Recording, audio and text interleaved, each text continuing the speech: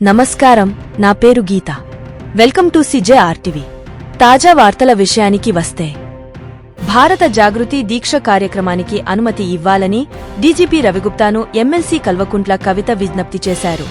ప్రభుత్వ నియామకంలో జీవో 3 వల్ల మహిళలకు రిజర్వేషన్ల అమలులో జరుగుతున్న అన్యాయంపై ఈ నెల 8వ తేదీన ధర్నాను తలపెట్టారు.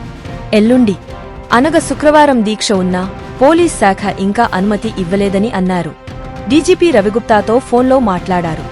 ఇది చాలా ముఖ్యమైన విషయమని కవిత చెప్పారు. ఈ దీక్ష ద్వారా జీవో 3 వల్ల జరిగే నష్టాన్ని తెలియజేసే అవసరం ఉందని చెప్పారు.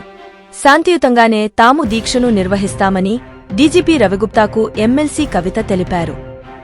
మరియొక తాజా వార్తలతో మీ ముందుకు మళ్లీ వస్తాను. అంతవరకు సెలవు. CJRTVని సబ్స్క్రైబ్ చేయండి. ఈ వీడియోను లైక్ చేయడం మరియు షేర్ చేయడం మర్చిపోవద్దు.